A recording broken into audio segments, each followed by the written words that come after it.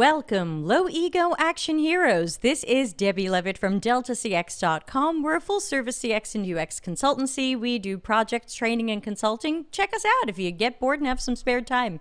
So, welcome to episode 166. This is Better Customer Experiences Through Behavioral Psychology, or science, I guess is the right word here today. Science. And so, science, I should have had that queued up from Thomas Dolby. And so, we're going to welcome our guest in just a moment. But as always, I want to start by thanking all of the people who are donating to the channel over on YouTube by clicking the hard-to-find tertiary CTA that says join and giving $3 to $10 American dollars per month to the channel. Thanks to all of the low ego action heroes keeping me in streaming software and delicious chocolate chips, which I absolutely overate today. I don't know what I'm going to fit into for my January wedding. Who's coming to my January wedding? Because we opened it up to everybody. Let me know if you're coming into to the Tucson version or the Italy version.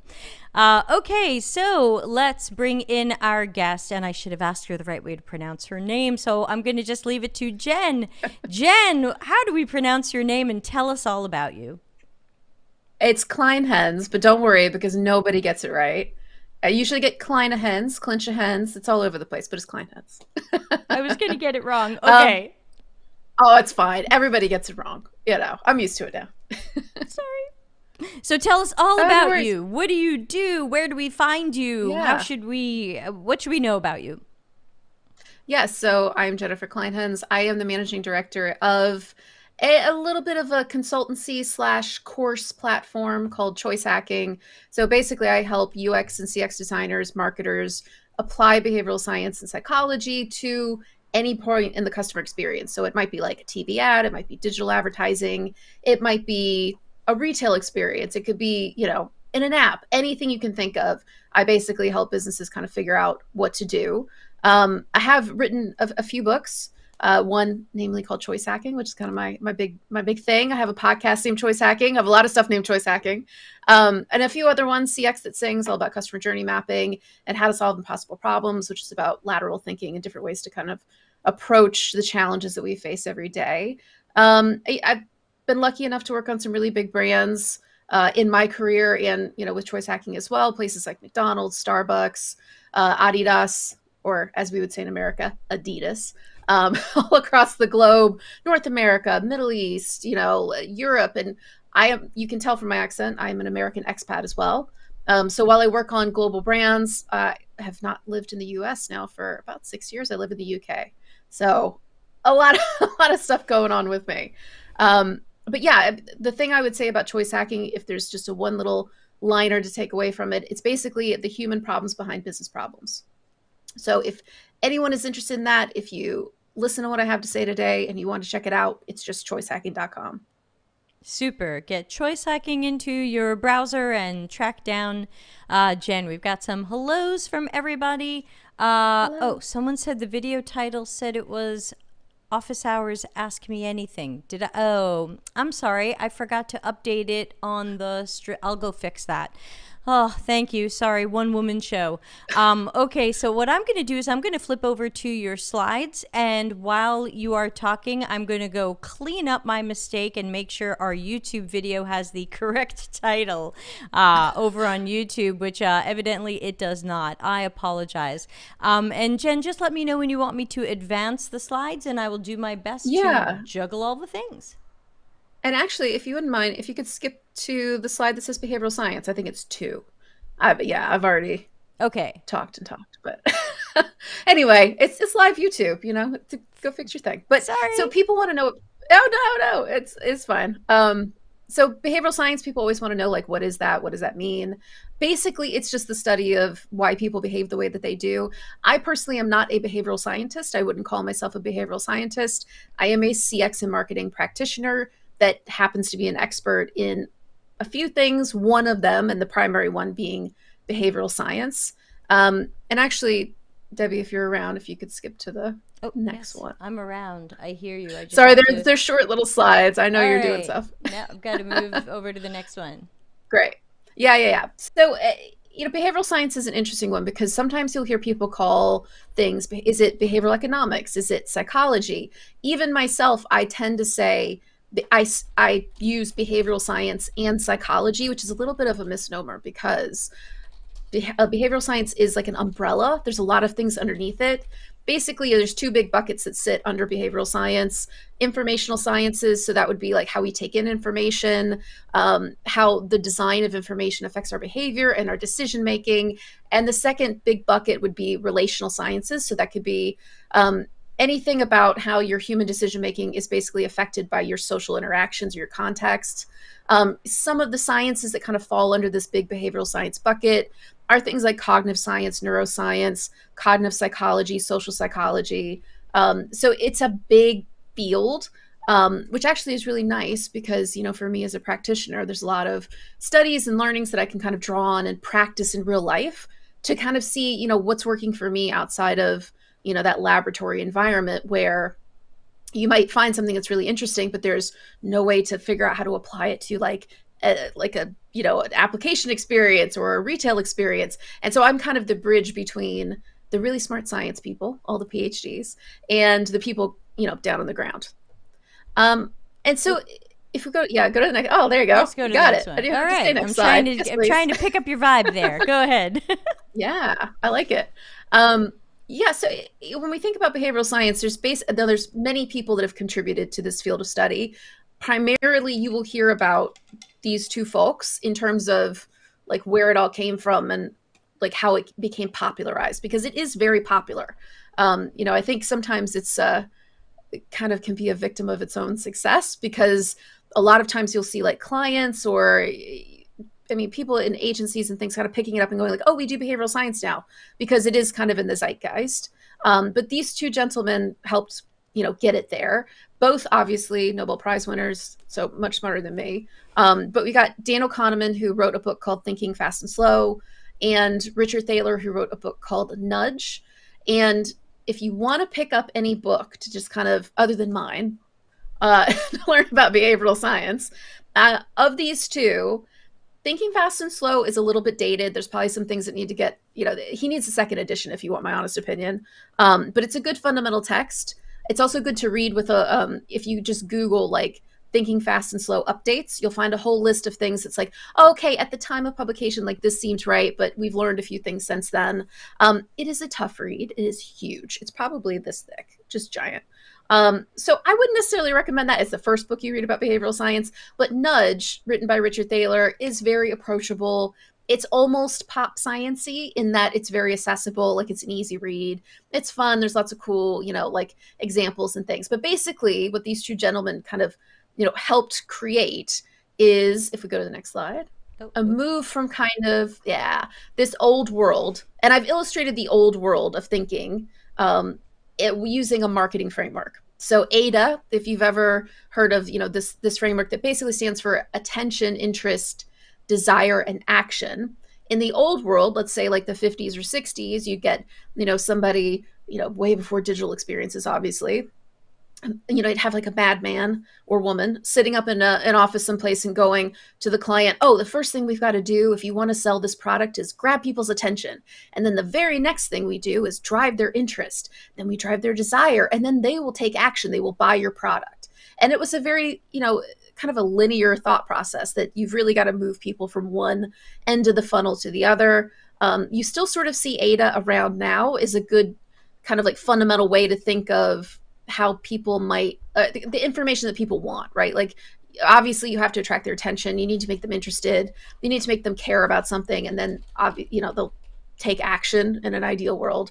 But we do know now, because of Richard Thaler and Daniel Kahneman and people like them, that getting people to buy or take action or engage is much more about this new world. So the right side here, about things like fame. So what does fame mean? Well, if you think about, a brand like McDonald's, right?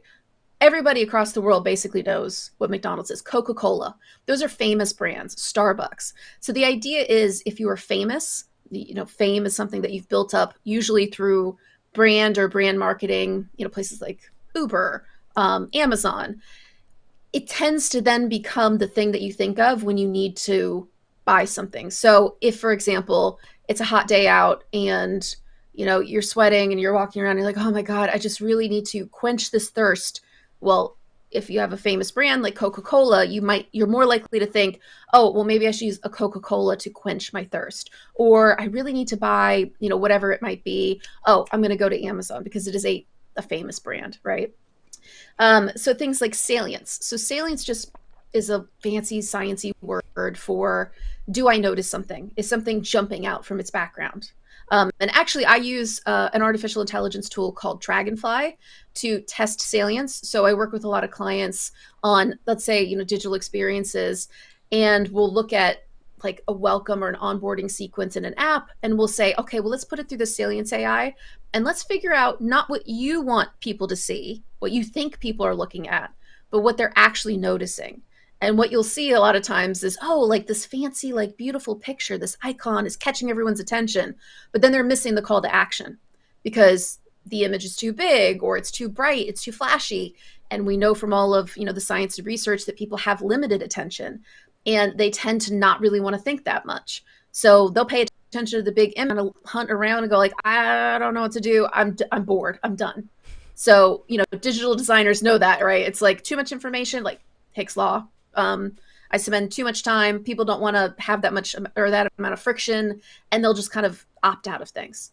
So salience, emotion and memory. So these are really interesting in terms of how they work together to kind of get people to choose. So we'll talk a little bit more about this later, but emotion is a super powerful lever when it comes to decision making.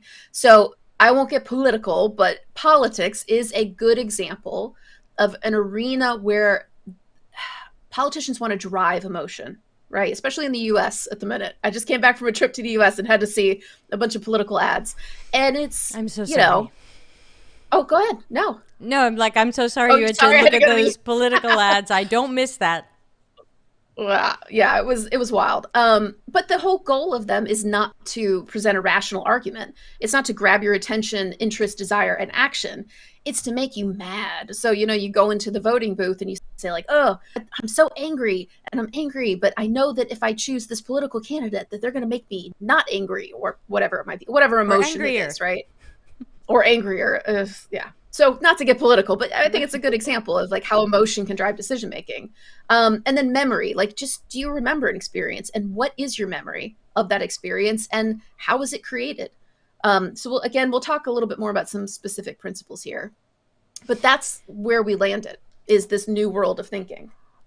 Yeah, and before I move to the next slide, I just want to remind everybody who's watching live that Jen's happy to take questions as we go. So you don't have to wait until the PowerPoint or PDF is over. You are welcome to make comments and ask questions as we go, and I'll just find an appropriate time to sneak it in as the moderator. So go ahead, comment away.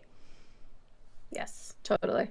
So if we're going to boil down kind of like the behavioral science principles, the fundamental principles, or sort of the mental model or the lens through which we look at the world with behavioral science, as the thing that's powering that, there's basically three things you need to know. Okay. So next slide.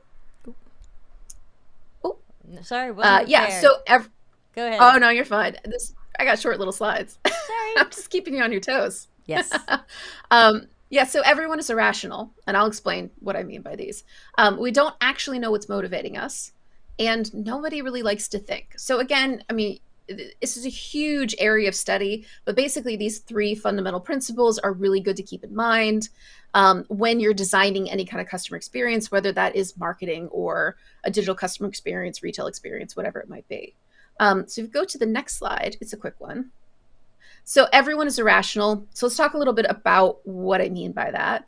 If we go to the next one, we've got Dan Ariely, who is a very famous behavioral scientist. He's written a lot of really good, accessible books. I would recommend them. Predictably Irrational, in particular, is a good read. It's easy to, understand and pick up, even if you're not very experienced or, very knowledgeable about behavioral science. And he said, we all make the same types of mistakes over and over because of the basic wiring of our brains. So the thing is about, our brains and the way we make decisions, it's an imperfect tool, right? It's subject to all sorts of things like cognitive bias and, skipping, to judgment or rushing to judgment, or feeling a lot of pressure from people surrounding you, or like your social space. What are your friends and family doing? All of these things kind of feed into our brain, and our brain is almost like a coffee filter, right? You put in some information, some coffee, you put in some context, and it's the hot water, and it mixes all together, and it goes through this filter of your brain, and then it becomes memories, experiences, opinions, things like that. But it has to go through that filter. And while every single person doesn't have like the same exact filter, we all have some kind of filter. And so behavioral science is kind of helping us understand like what is that filter that all this information goes through. And then what comes out the other side hopefully is the decision we as a business, or we as experienced designers, or whatever it might be, want people to make. They're more likely to make that decision. So if we go to the next one, it's a good example, just a really quick example. I'm trying to just summarize a big study.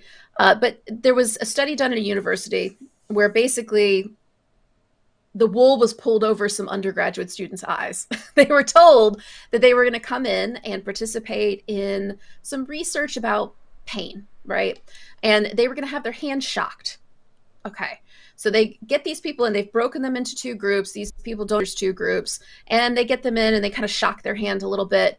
And then the real study begins, because after they've gone through all these, oh, did that hurt? Did this hurt? They all think that's the study. They were taken into another room where the real study began. And the psychologist basically offered them an aspirin. Okay, so just like just a pill, just nothing on the package, no information. And all they were told was the price of the aspirin. Now, one group was told, oh, this is a 10-cent aspirin.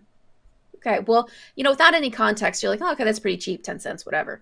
The other group was told that this one pill cost $2.50. Now, you don't have to know or be an expert on over-the-counter medication to know that $2.50 is a lot for a single pill. Like, whoa, that's a lot. And what they found was these two groups that didn't interact, they had no other information to go on other than the price, actually found, if we go to the next slide, or gave the feedback that the $2.50 aspirin was more effective. Now, these were the same exact aspirin. There was nothing different other than one group was told it was expensive and one group was told that it was cheap, because we have a general rule of thumb, a heuristic is what they're called in behavioral science, that, in the next slide. Oh, that's you. I'm back. That expensive is good, right? So this is like a mental shortcut that we have. So I'll give you a good example. If you are looking for cars, you're going car shopping, you're on like a used car lot, and there's two cars. They only have, let's just say, supply chain's crazy. Maybe they only have two cars on the lot. And, you've got like an okay budget, and you see like an old kind of beat up VW, and it's like a reliable car. And, maybe it doesn't have that many miles on it, but it only costs about $5,000. And you're like, okay, well, that's kind of cheap. What is this other car? And might be an also beat up car. It might be a car of like the relatively same condition, same mileage, but it's a Range Rover. And this Range Rover costs $50,000. And all of a sudden, you're sort of comparing these two things to one another, and you start to use this, well, I don't know why the Range Rover is more expensive, but it must be better, right? It must be more desirable. It must be better quality. I mean, you see the same thing in things like, luxury accessories. So if you look at like a Louis Vuitton bag, okay, it's a $1,400 bag. Well, if I asked you, do you think this $1,400 bag is made better, is higher quality than a $50 bag from Kohl's or Amazon or wherever you're going to get it? You would probably say yes, because in general, that's true. In general, this heuristic really works. But when you have something like this aspirin experiment, where you don't have a lot of information and just kind of going off of this single piece that something is expensive with no other evidence or anything to back it up, no brand name, nothing like that, this heuristic kind of fails you, right? And so this is an example of these little like rules of thumb that we take around with us into the world that might be true sometimes, but really may or may not be true. So this is like, again, that kind of coffee filter that all this information has to go through. We've got some questions from the chat room, so I'm going to throw them at you. There's 3 things here. So Cherish says, Is there a good place for me to see a list of behavior heuristics to further investigate those? Yeah, so there is a good one. Actually, if you just Google Cognitive Bias Codex, Codex, there's a nice image that What was the has a first thing you ton said before of codex? co Oh, cognitive cognitive bias. bias. So, yes. Yeah, so Cognitive Bias Codex, I believe is what it's called. And it's just a big image that has, I think, like 100, 120 of these different sort of cognitive biases. That's a good place to start. I would also recommend Choice Hacking has a ton of articles about, what some of the big ones are and how you might apply them, some examples from the real world. But if you're just looking for a good summary, that's a pretty good one. And Elena is pointing out some of Dan's work was retracted because of faked It was. data and the ethical issue. And I read about that as well. Yeah. And you don't have to comment on that, but Elena was mentioning it.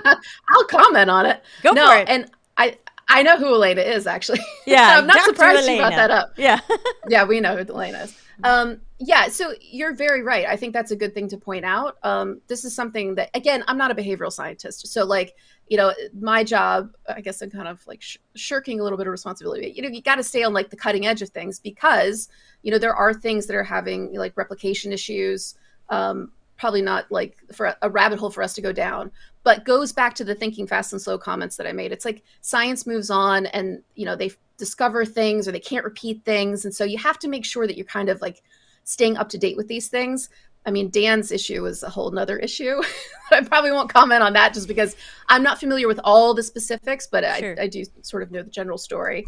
But it's like anything. I mean, you have to just make sure that if you're somebody who's applying behavioral science rather than a behavioral scientist, which to be fair, Elena could probably speak, much more in depth about like the different sort of processes you would need to follow to make sure things like that don't happen. If you're somebody who's just applying behavioral science, it's a really good thing to just kind of stay on top of the news and stay on top of studies and things because stuff moves on. So thank you for pointing that out, Elena. I think that's a good point to make. Yeah, and Mindy says, does research support that people of different economic means and socioeconomic privilege have the same mental heuristic of expensive equals better? Oh, it's a good question. And this kind of goes back to this idea that, you know, cognitive biases, like, I think it would be an error to say, we are all subject to, at all times, in all contexts, excuse me, subject to the same cognitive biases. In general, um, you will see differences based on what country you might be from, what culture you're from, especially with things like emotion. There was a really great article. I think Habit Weekly might have shared it. I'll have to find it. Maybe we can like put it in show notes or something. But this person who I believe, I'm going to mess this up, but I believe they were Dutch and they came to, or maybe German, and came to the US to study. And they were saying that, when their relatives came over to visit, they really felt like the Americans were really fake. Like they were, oh, so enthusiastic. Like, what? This can't be real. And the Americans sort of perceived, the Dutch as being a little like blunt, which I think is, like a relatively, common stereotype raised. Like, but this is down to like where they're from and sort of the culture that you're raised in and what that culture values, and then how you might interpret, different social signals and things. So certainly that has something to do with it. Certainly like socioeconomic status has something to do with it. If you think about something like decision fatigue. So we will talk about decision fatigue maybe in this presentation. I don't remember if I left it in here. But basically decision fatigue is this idea that like, as you make decisions, your brain kind of gets tired. And if you've gone through a long day, let's say, I'm going to use an example from my life. Let's say you're trying to, shed a few pounds or whatever. So you go on a diet, but then you go to, you have a great breakfast. You're like on the plan, you're following the plan. And then you go to work and they make you sit through an 8-hour training or an 8-hour meeting and you're debating things. And you're really using your mind. And you're making all these decisions and your brain is just tired. And then you go home, you do your commute, maybe get on the train or drive home, and you've made all these decisions and your brain is just worn out. And then in the fridge, you see a salad and you see a piece of pizza. And you're like, I'm eating that piece of pizza because I'm going to make a bad, not consciously, but you're like, I'm going to make a bad decision because I'm just so tired. My brain is worn out. So I'm going to, use that opportunity to make a not so good decision. But yeah, so with decision fatigue, a good example, a lot of studies have found that people who are, for instance, living in poverty are subject to decision fatigue a lot more because they're constantly having to make trade-offs. It's like, well, I've got, $10 in my pocket and I've got to figure out like how I'm going to buy groceries for the week, or am I going to use this $10, on the bus or the train to get home? And so that's a great example of, that makes a big difference, because if I'm a billionaire, or even if I'm just, in the middle class and I don't have to check my, debit card balance every time that I buy groceries, well, it's fewer decisions to make. And when I have fewer decisions to make, I have more brain power to use it for other things that aren't kind of like the day to day. So it's a good example of, somebody who's maybe in a different socioeconomic class having a different experience, or falling prey to, some of these, it's not a cognitive bias, but you know what I'm saying? Some of these sort of thinking traps, or ways that our brain kind of, works in a weird fashion, or like an irrational fashion. So I hope that's answering your question. That's a long way of saying, yes, it can all have an impact. Thank you. Thank you. Those are the questions. I moved to your next slide in case you want to pick it up. Okay. To have a little drink of water. Please all right. do. So we talked, so we talked a little bit about, people being irrational, and like, what does irrationality mean? And, again, this is like a short sort of presentation, but I do just want to hit some of these highlights. So if we talk about what motivates us, so I'll give you a great example from UX and CX. It's time to do some design for something, like whether it's a marketing campaign or whatever it might be. And you sit down with a focus group. I'll give you an example from my life, actually. So in grad school, when I was, back doing advertising things in graduate school, we had to do focus groups, and we were not working with this client, but, we're basically studying this client. And this client had a kid's meal. We'll call it like the enjoyable meal, right? So it's a kid's meal that has a toy in it, put two and two together. And we had a bunch of moms, and we were sitting these moms in a group, and we were asking them questions like, well, we noticed that, last week you took your 3-year-old child to go get this enjoyable meal. And the enjoyable meal doesn't really have like a great reputation in terms of health. So why would you do that? What were, your motivations? And then a group of moms, you could see these young moms sit there and kind of go, like, stitch together a story. And they would look around at the context, the social context of all these other mothers who, we all know that like mothers can be judgmental of one another. And they kind of stitched together a story that usually went something like, well, I know that they've been putting like organic fruit in it, and I think it's really great that they're making all these strides to be healthier. And so I thought it was great because, all this food is like lower calorie, and it's has carrot sticks or whatever, the explanation tended to be. But actually, when you observe them, what happened was they would go by the window, and there'd be like a Pokemon poster for the toy in the enjoyable meal. And the kid would go, I want the toy, and I want chicken nuggets. And they would start crying. And the mom is stressed out, and the mom is tired. And she goes, fine, we're going in and we're getting you, whatever toy they've got in this meal today.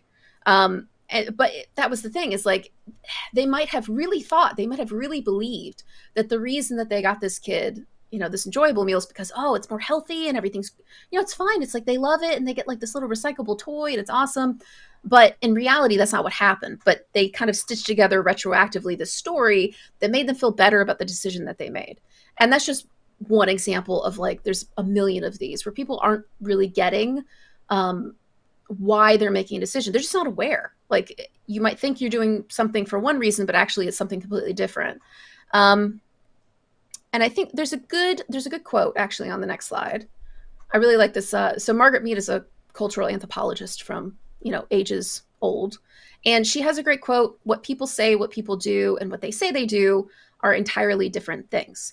And I think this is really, especially when it comes to research, especially when it comes to like designing things, when you ask people stuff, when you go out and do surveys, I mean, you have to be really careful about how you use that information, because think about product research. You put down an app in front of a bunch of people and they use it and they're like, I'll definitely buy this. I mean, I've sat in focus groups or interviews with customers where they're using some crazy like loyalty app, that's like, oh, it's like NFTs and the amount changes depending on how much sunshine there is and what the temperature, like, and they go, oh, this is great, because they're looking around at all these people, or they know they're behind, like, there's a double-sided mirror. And like, I'll definitely use this. I would love this.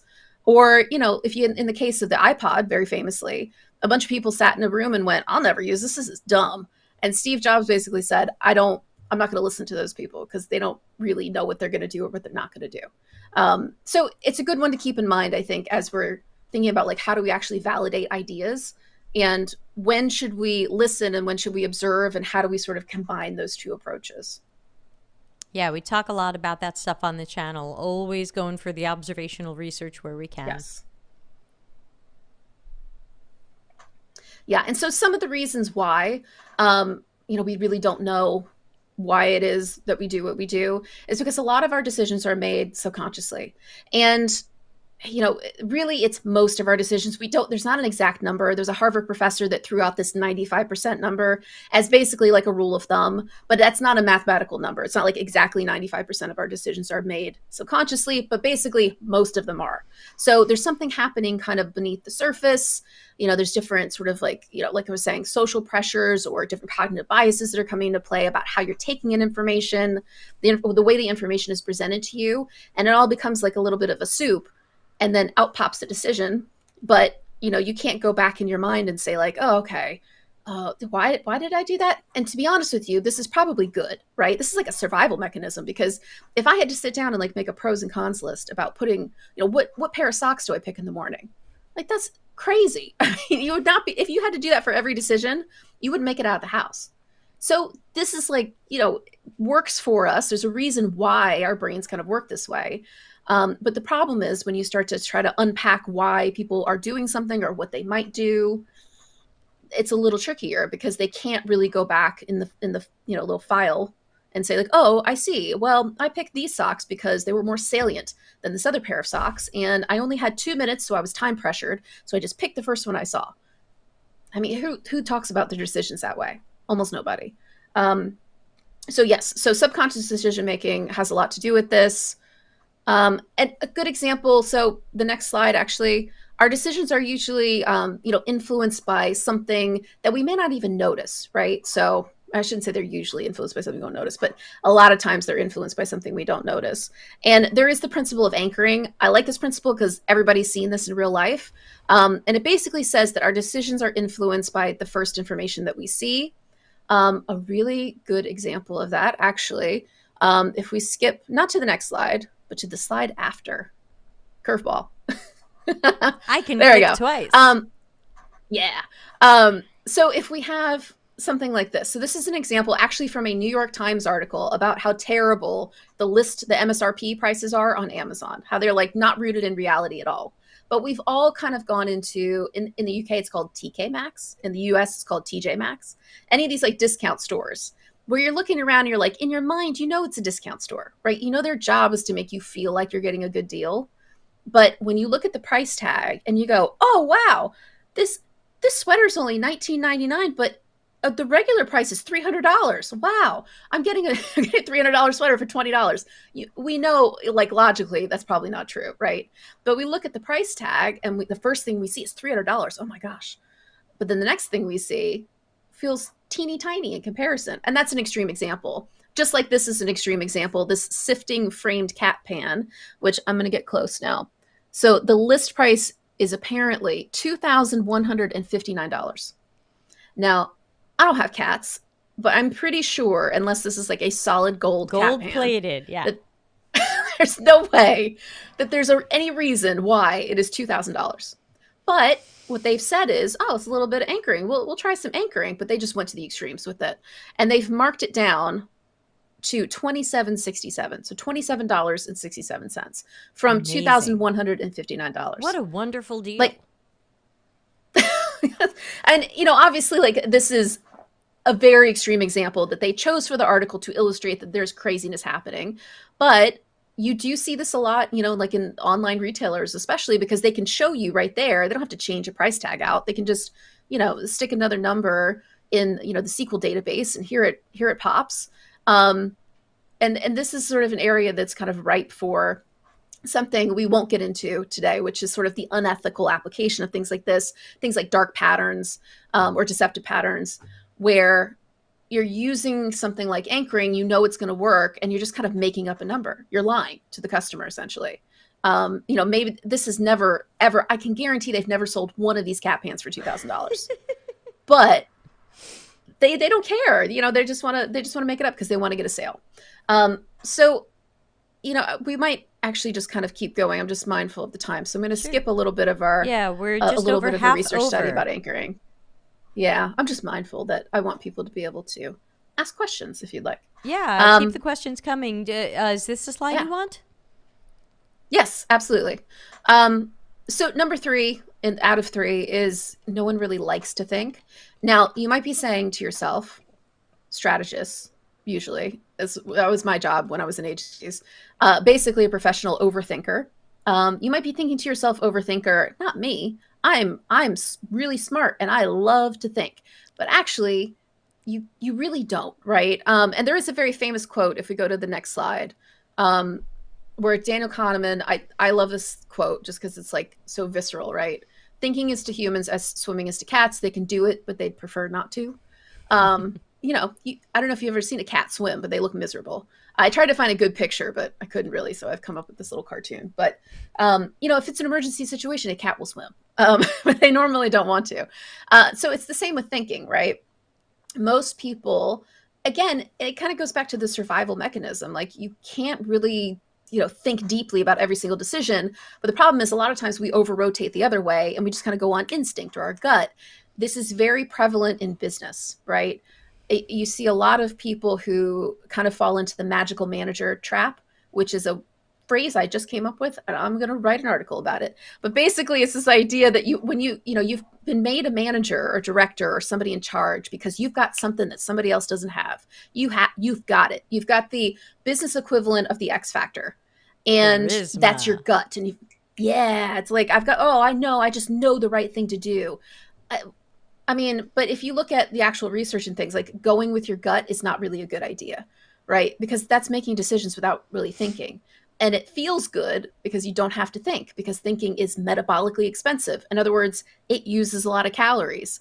And if you think about that from sort of an evolutionary perspective, if we're trying to conserve calories, if it's hard to get calories, well, obviously we don't want to waste anything on thinking. Well, we could just use a shortcut or, whatever it might, cognitive biases, things like that. We could just rely on something that's worked in the past, like expensive is good. I'll just rely on that again in this situation where I don't have a lot of information. So basically, people don't like to think.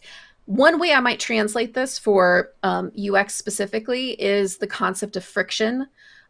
Friction is, as you know, I'm sure you guys talk about and everybody knows, it's those points where you hit something and it causes you usually to slow down, to take in a lot of information. I mean, there's a lot of different ways you can talk about what friction points are or are not. Sometimes they work in your favor as a designer. Sometimes you want friction points, you want to build those in. But a lot of times, friction points become places where people disengage. So if, for example, I'm, working with a brand and they say to me, we have this point in the experience where like people are going along and they're having a great time and, they get here and they just drop off. Like we don't know what's happening, or they slow down a lot. We've noticed they spend a lot of time doing this. So maybe it's like a menu, or maybe it's, a product description. If you think about something like a personal computer, if you go to like Dell's website, they do a pretty good job.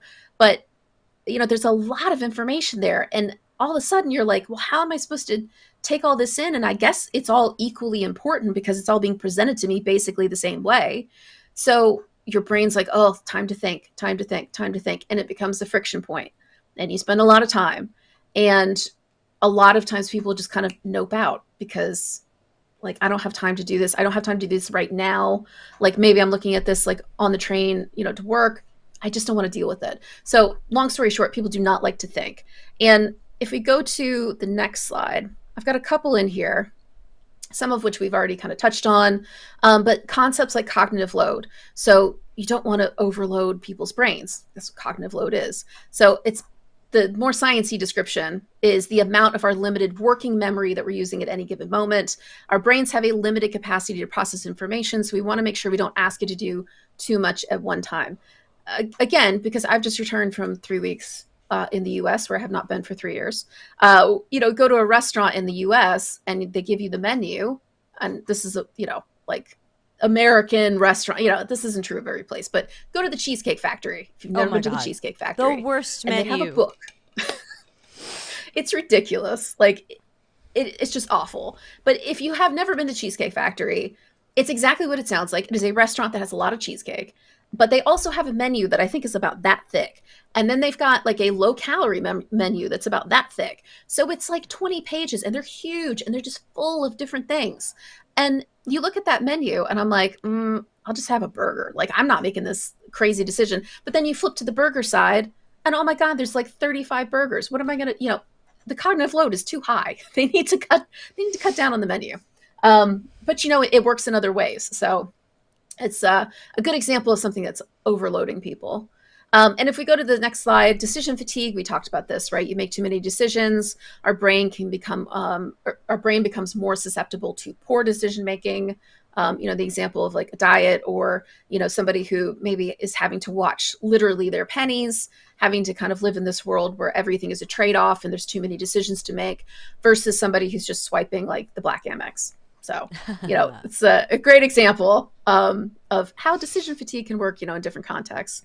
And then the next slide, so we won't spend too much time on decision fatigue, but the idea of cognitive bias. So our brain basically relies on mental shortcuts, which I've called heuristics. We've talked about those to make decisions.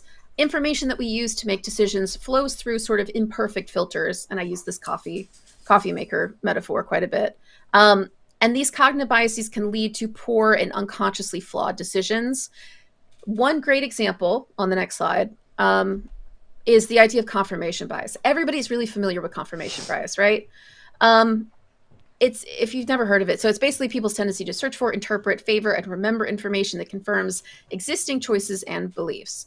And this is a great quote from Harper Lee, who wrote To Kill a Mockingbird. And she said, people generally see what they look for and hear what they listen for. Again, politics is a great place, or social media bubbles are a great place to talk about examples of confirmation bias. Where if you're, let's say, on Reddit and you're just kind of flipping through different stories and all of a sudden you see a story that says, the other side of the political aisle, the other side of the political divide has made this stupid decision and it just shows how terrible they are. And you, being from the opposite side, whatever the opposite side of that other side might be, go, of course, those people on the other side, I always knew that they were evil and stupid and fill in the blank. Because you believe that and you see a piece of information that confirms something you already believe. And rather than questioning that because it confirms something that you've already decided is true, you just kind of go like, yeah, more evidence from my point of view, without interrogating it. So an example of confirmation bias used for evil. Now, in some ways you can use, I call it confirmation bias. There's probably a few different ways you could approach it or label it. But there is like a flip side to confirmation bias, which is if someone has made a decision, they've taken a risk. And the last thing you want to hear after you make a decision, particularly a buying decision, particularly an expensive one, is that decision wasn't good or that decision wasn't optimal. So the example I like to give is I've been saving up my whole life for a Corvette. And I've always wanted a blue Corvette. Since I was a kid, there's a poster on my wall, and I walk into the dealership and I say, I will take a Corvette and I will take it in blue. And I get in this Corvette and I am as happy as I can be. I'm like, yes, my whole life I've saved for this. And the salesperson says to me, amazing, you've gotten your dream car. I'm really surprised you got it in blue because most people prefer it in red.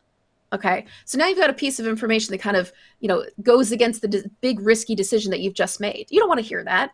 What do you want to hear? You want to hear blue is our most popular color amongst people with taste or something. You want to hear like something that's going to confirm that, yes, I have made a great decision by choosing it in blue, not in red, whatever it might be. If you go into a fast food restaurant and you order a burger, you don't want to hear about how many calories are in the burger while you're sitting there eating it. You want to hear about how like the lettuce is organic. Right? It's fair trade lettuce. I feel good because you've already made the decision. You don't want to like double down on feeling bad. So sort of a flip side of confirmation bias, if you think about kind of like a post-purchase environment or a post-engagement environment where, you as a brand or a designer, whatever it might be, just need to be conscious of the fact that like people do take a risk when they make a decision and they want to be told that that was a good decision, like a little pat on the back. We've got some And questions, if I oh, go may. ahead. Yeah, Um, absolutely. yeah, so we have a question, and then someone else had a follow up question, and then there's a follow up comment. So I'm just going to read all of these out to you. Take notes if you need to, or let me know if I need to repeat anything. So Heath Okay. said, how do behavioral scientists classify people who don't fit into these generalities or are extreme outliers, like humans who read the fine print of every term and condition? Mindy followed up to that saying, I was curious about that too. What about folks who are neurodivergent and or people experiencing Mhm. mental illness? Heath said, with the growing community of neurodivergence, my son on the spectrum, I can tell you he's made every decision since about 3 years of age. So what about people who don't fit that middle of the bell curve? Yeah, I mean, I think that's a good example, and it kind of, or a good question, and it kind of goes back to this idea of like observation. And not every situation is always like confirmation bias isn't necessarily going to happen with every single person. So I'll give you an example because I'm mindful of confirmation bias. Like when I'm reading the news, I tend to visit two sites. I'll visit a site that's more left leaning and a site that's more right leaning. Now, without getting political, like it could be very easy to look at one side exclusively. And when I read something like an article and I say like, oh, I totally agree with this. Oh, those other people are so dumb. I will then go and search out something that's going to tell me something a little bit different. Now, do I do that every time? No, right? And I'm still sort of liable to fall into something like confirmation bias. But in that example, I wouldn't be, somebody who's necessarily going to like feed the Facebook algorithm with all the stuff I want to see and create that, information bubble. But just like you're saying, I would be an outlier for that. So again, I just want to reiterate, I am not a behavioral scientist. I apply behavioral science. So in general, when I'm applying behavioral science, I am focusing on kind of the middle of the bell curve, right? Or I'm observing a behavior and trying to kind of retroactively, it as best I can fit, oh, I think they might be doing this because of this effect. Now, it's never going to cover 100% of people, just like every design is not going to reach 100% of people. But because I apply behavioral science and I don't study, or I shouldn't say I don't study, I obviously study it, but I don't like run experiments. I'm not deep on the science side. I don't necessarily think I'm the best person to go deep on that. Um, because again, like I focus on sort of the middle of the bell curve, or identifying something that's already happening and then sort of explaining it. But I think it's a really good point. And I do think, the point about, neurodivergence and more people who are, acting and thinking in ways that are outside of that kind of middle of the bell curve behavior. Absolutely. I'm sure there are people studying that. I'm probably not the right person to answer it though. So what I can tell you is I will try to find the answer for you. But yeah, sorry, not a behavioral scientist. And me either, but I think some of that, in my opinion, speaks to who we recruit for our studies. If we keep recruiting the That middle of too. the bell curve for our research, then yeah, we're not catching the people who some might say are outliers, but are increasingly common. So I think Mm-hmm. that's just a reminder to make sure that we're recruiting better and from more groups of people. Yeah, I think that's a really fair point because I mean, is it just beyond outside of behavioral science? I mean, I've sat in a lot of rooms in advertising agencies or companies or consultancies where you're designing for a very diverse group of people, but you sort of look around the room and you go, we're all like financially doing better. We're all better educated. We're all leaning in a certain political direction. We usually tend to be like, all of similar gender, similar race, similar background. And you're right. I mean, I think that's one of those things like the more differing sort of points of view that you can have in a room, the better, right? Because it makes you consider points of view that are outside of, I guess, like your normal experience, your sort of like coffee filter, right? We have a great Cool. comment from John who says, we have behavioral scientists on staff within our design org. It's amazing what having proper resources does for job satisfaction. And friend of the show, Oz, who shows up as Excel on fire. If you want to learn Excel, go learn it from Oz. He says, thanks to Heath and Mindy for asking these questions. With ADHD, I struggle with just reading articles because there are ads and other things blending into the article's text. And that's probably not an accident. Yeah. That's probably the business model. And they get everything kind of stuck in there. That's really, I think that's amazing that you guys have, behavioral scientists on staff. It's, I think, personally where I fit or where I try to fit is in the translation area between, people who are more like on the academic side, they're more on the study side. And to be completely frank, a lot of times within a business are more on the tactical side versus people who are, I don't like this. There's sort of the stereotype like tactical bad, strategic good. Not necessarily true, but then I'm kind of, making that bridge between people who then are more practitioners who maybe don't have the time or, the energy to kind of translate, academic text, things like that. And who oftentimes, yes, they're doing tactical things, but they need to be able to have like strategic conversations as well. And those strategic conversations should be informed by things like behavioral science and psychology, but oftentimes they're not because again, like, I'm speaking from my experience, but a lot of times, you'll have these really talented behavioral scientists and they're great at what they do. But in an organization, they can be seen as like a tool for a job. And it's a very it's like, okay, can we get more people to buy Diet Coke rather than Coke? And that is a vast generalization. And it's not meant to like, talk down to behavioral scientists or anything like that. It's just my experience being in organizations. Whereas I believe behavioral scientists and behavioral science have a place at the table and a more strategic, higher level sort of ways to guide an organization. So that's sort of something that like I try to champion inside of companies as well, is you should be having behavioral scientists not only just creating, nudges or experiments or, whatever it might be. Again, I'm painting with a broad brush, but they should also be informing like broader marketing, product, all sorts of like, even like finance decisions and things. I think that they should be in those rooms as well. But yeah, so it's different in every organization, but that's kind of my experience. Yeah, and we have a follow-up comment from Oz and then a question from Ralica, who we thank for having requested you as a guest. Oz says, in a room of diverse perspectives, it's easy to dismiss someone as, yeah, but you're different. I've seen it and experienced it. So I think we all have to make sure we are thinking about that as we include people in research or focus groups or we can't count out anybody who is not in the middle of the bell curve for whatever reason.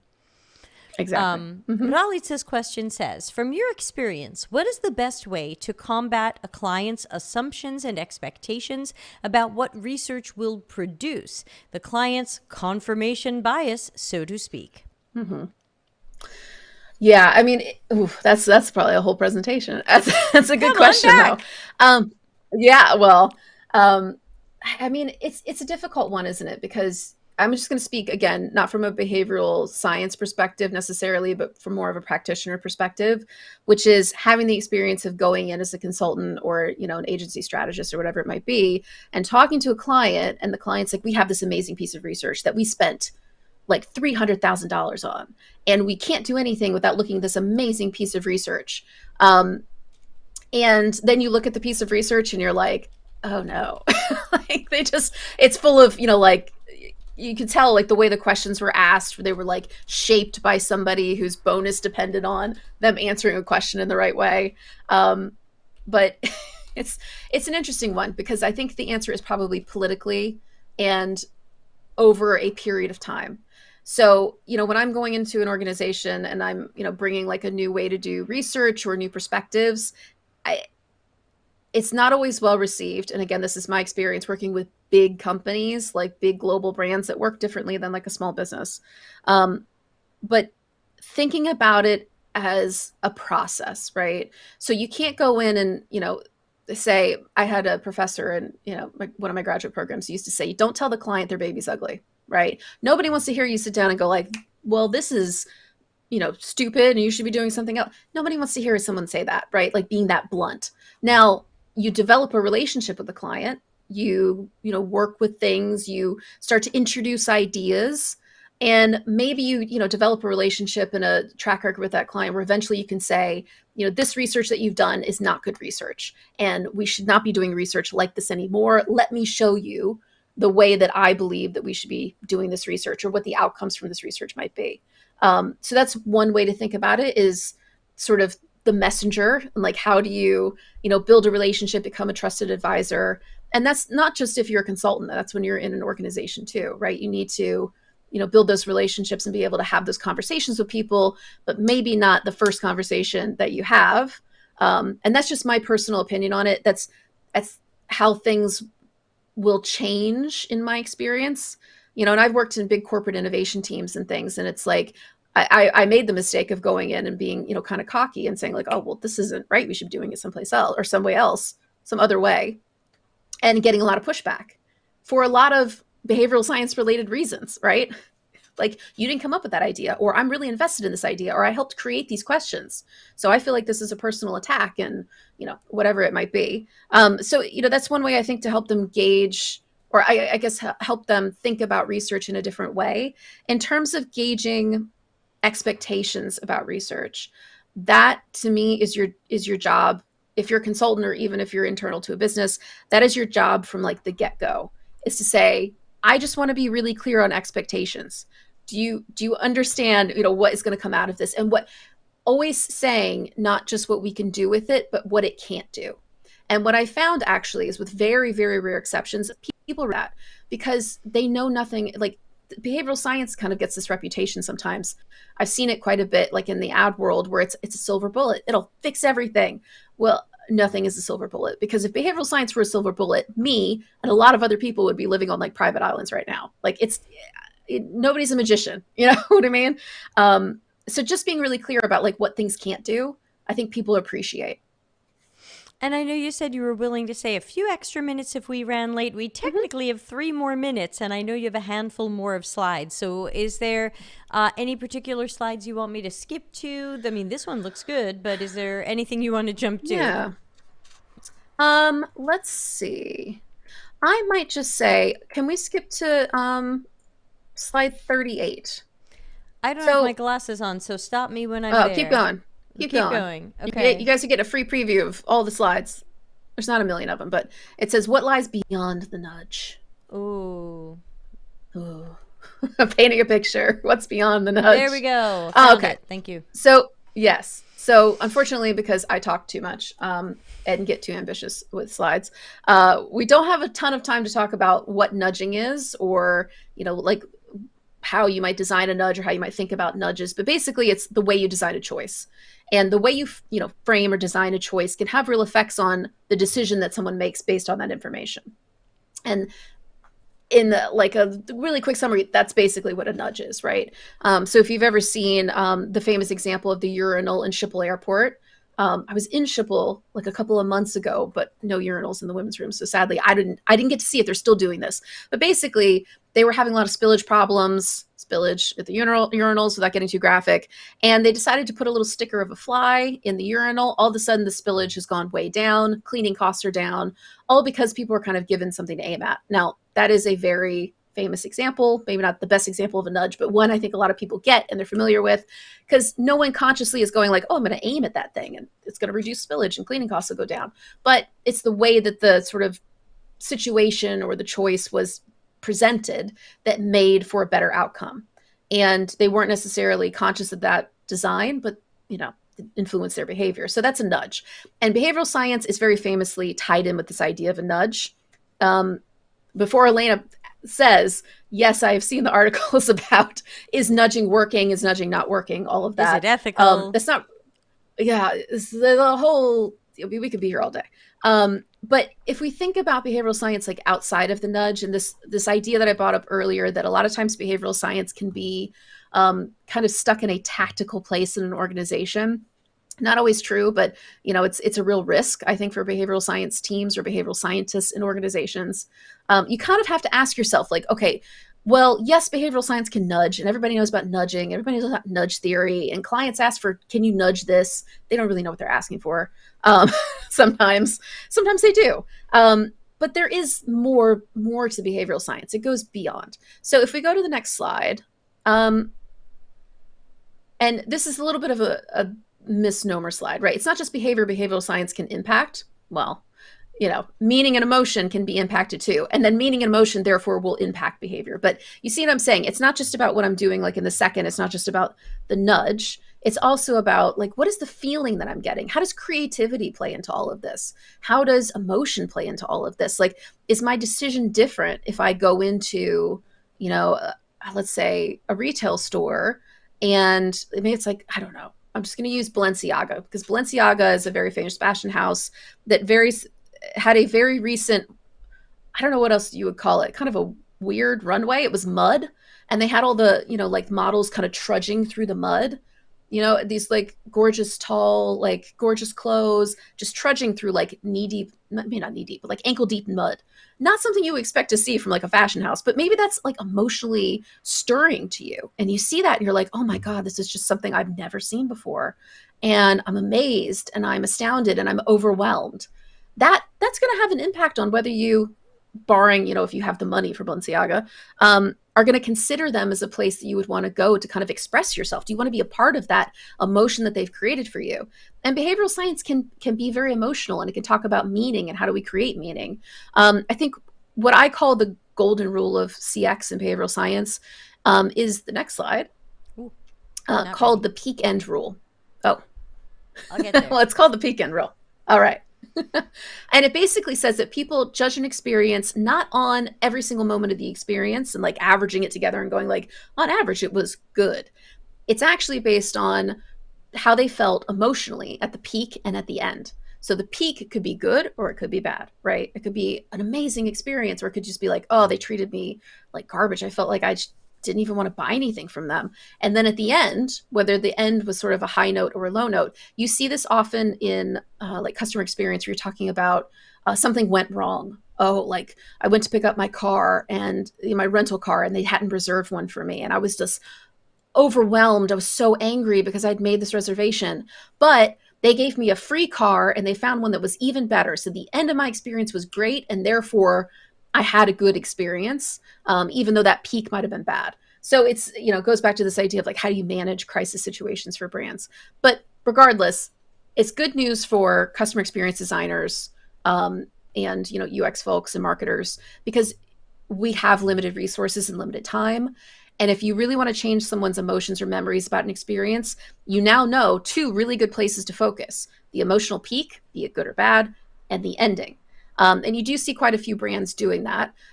If you go to the next slide, I won't read this slide, but basically where this came from was a study that Dan Kahneman and his research team did about colonoscopies. I don't know that much about colonoscopies. You probably did not think you were going to hear about urinals and colonoscopies in one presentation, but here we are. What will come next? And this is as bad as it gets. IKEA is next. Oh, But they basically had people record, the pain throughout a procedure. And then at the end, they were like, well, how was the pain? They asked them to remember the pain. And they found that, if you had a really intense peak and a really intense end, you felt like the whole thing was more painful than somebody who had even a, higher scale of pain, but it was more of a constant, state of pain. So in a nutshell, this all came from colonoscopies. And if we go to the next slide, you might often see something like this. This is actually created by my significant other, Rob, who's a really talented CRM and loyalty strategist. And he created this lovely image that I've stolen about the peak end rule. And it's just thinking about this idea of like, okay, if the peak is good, the ending's bad, like how does this all kind of work together? How do we think about emotion and the peaks and troughs of that? So if we go to the next slide, a great example is this little cafe in IKEA. And I love IKEA because everybody's got an IKEA or has been in IKEA. There are two restaurants generally in an IKEA. There's the big one that has like, the meatballs and all like the real food, the meal food. And then you go through the whole experience after you see that restaurant in the middle. Maybe you stop, maybe you don't. And you get to the end. And if IKEA has done their job, which they usually have because they're very smart, you probably look at the receipt and say, I came in for a chair, and now I have spent $1,200 on that little posable guy and a plant. Like, what happened? I don't know I was in a fog. And so you've got the receipt in your hand. So how are they going to manage the end of the retail experience? Well, IKEA, consciously or not, has put a little cafe that sells muffins, cookies, ice cream, sweet treats, things that smell nice. So cinnamon even if rolls. yes, cinnamon rolls, very famously, good shout. Even if you don't go into the cafe and get something, you kind of get that ooh, the cinnamon roll smell as you walk out. It's like, oh, that's has mitigated slightly the bad emotions that I had, the terrible emotions I had when I looked at this receipt. So it's a little bit of a strategic cafe, right? Now, whether IKEA has done this on purpose or not, I think is up for debate. I think they're very smart. I think in retail, things move fast. You get a lot of data. Probably nobody said, oh, have you heard about the peak end rule? We should put a cafe here. But it's a good example of it actually working without them knowing what it is they're applying. And so if we go to the next slide, there's only like a couple left. I would just say, like, if you're thinking about something like the peak end rule and emotion and meaning and how all that works together, it's a big topic. I could talk about it all day. But asking yourself just simple questions like, where do users feel the best and the worst in our experience? And where does the user's experience actually end? The IKEA one is interesting because, again, this will vary by customer type and what they bought and how much they spent and all of that. But really, there's like two endings to the IKEA experience in a way. It's almost two separate little journeys, two separate little experiences. The first one is when they walk out of the retail store, if they've shopped in retail. But the real ending actually happens later. So it could debate if that's like the emotional like trough rather than the ending with the cafe. But the real ending happens when you take everything home and you fight for 2 hours with your significant other about how to put together this sofa that you bought that you didn't plan on buying. And IKEA knows that, and they bought a company called TaskRabbit that actually goes to people's houses and assembles things. Or you can, get people, you can hire people in to like assemble all the furniture because they know it's a huge pain point and they knew they had to address it. So, just asking yourself, we might think the experience ends here for a particular type of customer, but it actually ends somewhere else, right? So being really sure about where those endings might be. And then the last little slide, there's two slides, but there's a thank you slide, is something like this. So thinking about like, all right, if I'm in an agency or consultancy or even in, inside of a company, how does behavioral science kind of fit into the process? Like, what does it do? So if you think from brief to strategy, creative, testing, execution, I mean, this is a pretty shared process, right? Whether you're making an app or you're making a marketing campaign, it basically follows some kind of flow about like this. So asking yourself things like when you get the client brief or you're the client designing the brief, have you defined a behavioral challenge? Are you changing customers' behaviors, right? Are you like doing something that isn't just like raise awareness, or these kind of general objectives you'll get from clients sometimes. When you think about something like a brief for, like feature design or a digital experience, are you identifying the behavior that's happening now? Do you know the behavior that's happening now? And have you considered how the design that you're asking for or the campaign you're asking for is going to then change the behavior? And what do you want it to change to?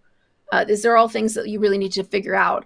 And then understanding the context of the customer behavior. So often you'll get briefs where it's just like, oh, we need people to engage more. All right, well, why aren't they engaging now? What's happening around them? Maybe they're using this app with one hand, with the other hand is like on the subway rail. And, it's impossible to reach what they need to reach with their thumb. Like, that's just a simple example of context. That might be really shaping the way people are interacting with something. So strategy, have you defined the behavioral challenge again? If the client hasn't done it, do we understand the context again? What behavioral science principles could inform hypotheses about different ways in to approach a problem or change things? So creative, are we considering the context of a choice? How are we framing visual and verbal appeals? So messaging, how is it framed? Like, how are we approaching it? We didn't get into framing, but very, very important and very interesting. Are we prepared to test multiple approaches with our customer in context? We can't just assume that the one we're going to do is going to be it. We have to see how people react to it. We have to observe. Testing. So are we testing? You're not always testing. If we're not, why aren't we? Because again, it kind of goes back to Debbie, what you were saying about, always observing behavior. Sometimes you'll get in orgs where they just want to ask about the behavior. NPS is a good example of something that's like maybe not super helpful because again, you're asking people to tell a story of why they did what they did or what they thought of what they thought, and they may not actually really know. So you should be testing and observing. How closely are you able to track context and customer variables? So again, behavioral science is not a silver bullet, and the more information you know about, target behaviors that you want to create or what's happening now or what could be causing friction, like the context in which people are using something, all really important. And then execution, what won and why, what's working, can we repeat this approach and tweak it and test it in different sort of contexts, what lost and why, how can we potentially avoid this next time? So the normal kind of execution questions.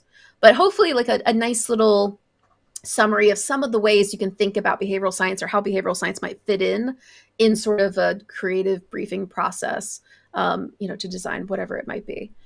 The last slide, though, is a gift, and thank you everyone for hanging around, because I know I went a little bit over. Thank you. But I do have, again, like I love the consulting side of my business, but I'm also very passionate about the education side of my business, which, we have, obviously, I have a book. I have courses on choicehacking.com, courses like Behavioral Science 101 that literally just goes through in depth, like what are the things you need to know? What are the contexts you need to consider? If you're starting from scratch, that's a great course. People really enjoy it.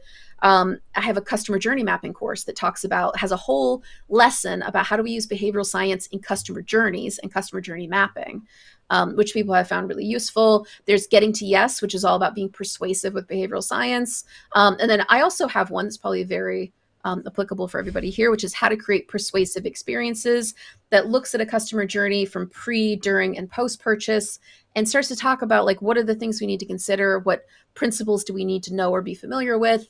And I'm happy to offer 40% off to everybody who's here or who might watch this later. Just use the code DeltaCX2022 when you are at checkout, and it's just choicehacking.com. You will see a little section for courses. And you can see what we've got. But it's been a pleasure. Thank you, everyone, for the great questions. And hopefully this has been helpful. Not sponsored. Yes, for sure. I did not ask Jen to create this code. And just a reminder, I don't get any cuts or commissions or payments from this. All the discount goes to you. And thanks to Jen for offering that. We've had a few people saying, come on back in the future, and people thanking you. So everybody, I'm going to have to play us out of here because I know that we are running late. And thanks to Jen for staying late and seeing everything through. Hopefully we'll have you back in the future on another topic.